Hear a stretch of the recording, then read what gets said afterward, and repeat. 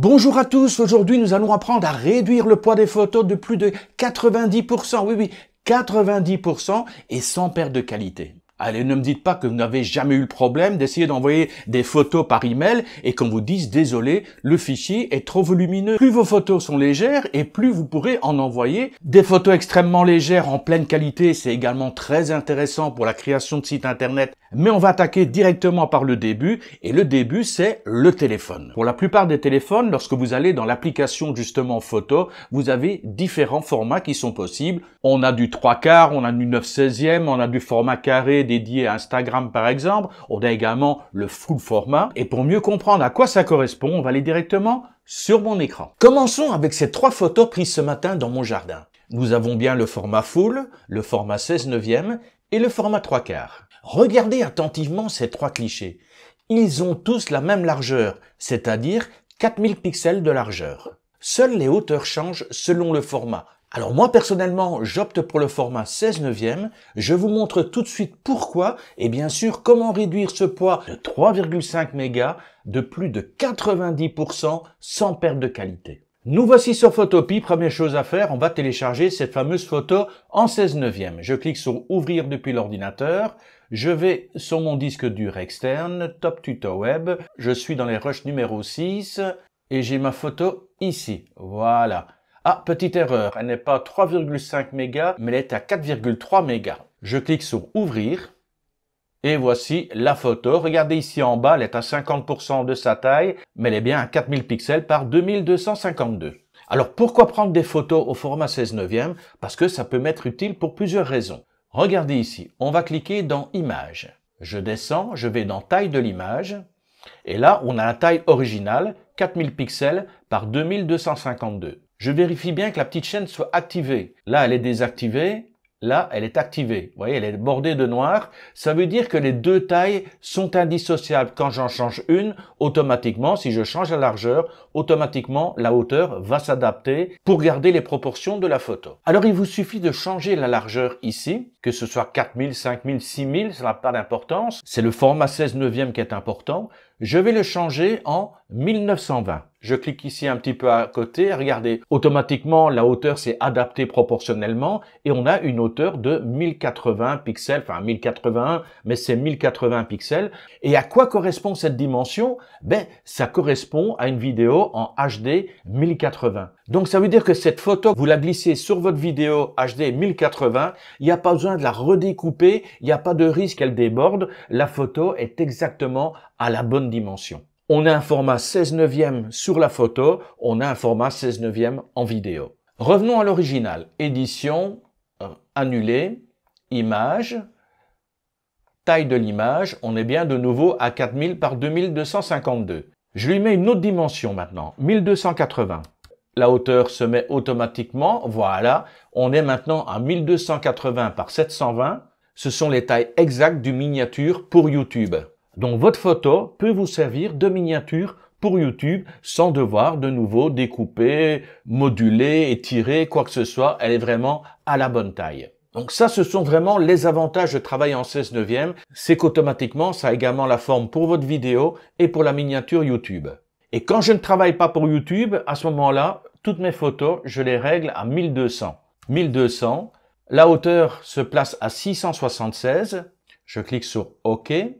Ne vous en faites pas si la photo paraît petite ici, mais regardez ici en bas à gauche, elle est bien à 50% de sa taille normale. Il vous suffit donc, la loupe est sélectionnée, vous cliquez ici sur pixel à pixel et elle prend la taille normale et encore on l'a sur un écran Photopea. Je vais vous montrer tout de suite ce que ça donne. Une photo 1200 par 676.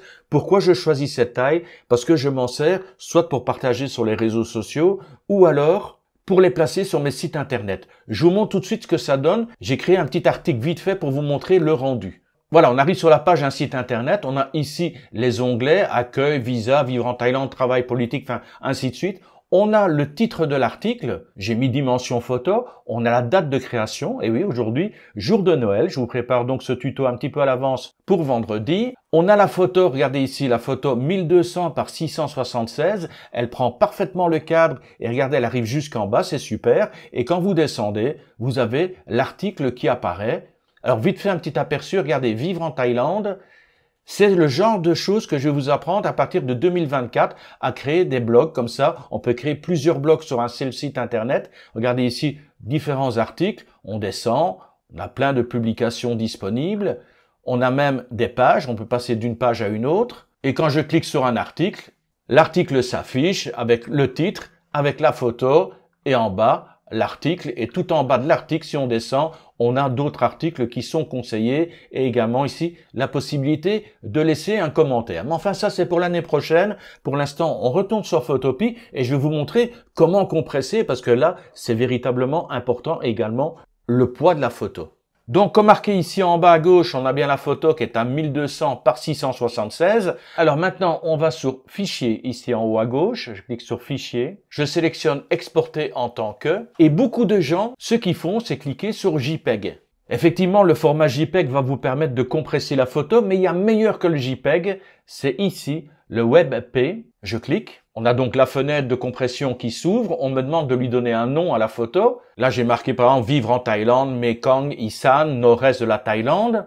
On a bien notre taille 1200 par 676, c'est bien en pixels. Et au niveau de la qualité, je laisse à 70%. Vous le mettez par exemple à 100%. Regardez ici, il vous dit que le poids final fera approximativement 1,2 mégas.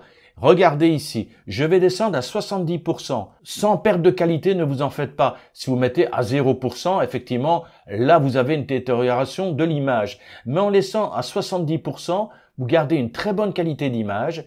Et regardez, on est tombé à 174 kg, quasiment 175 kg, à la place de 1,2 mégas si on laisse la qualité à 100%.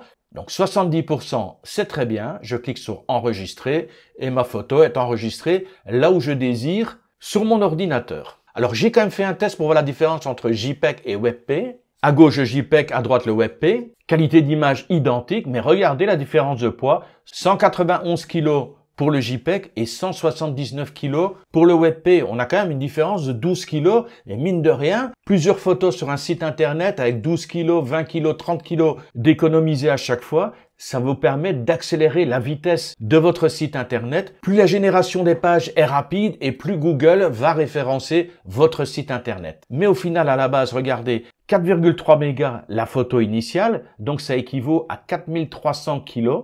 Et de 4300 kg, on est passé à 179 kg. Donc, on a réussi à réduire le poids de la photo de plus de 95%.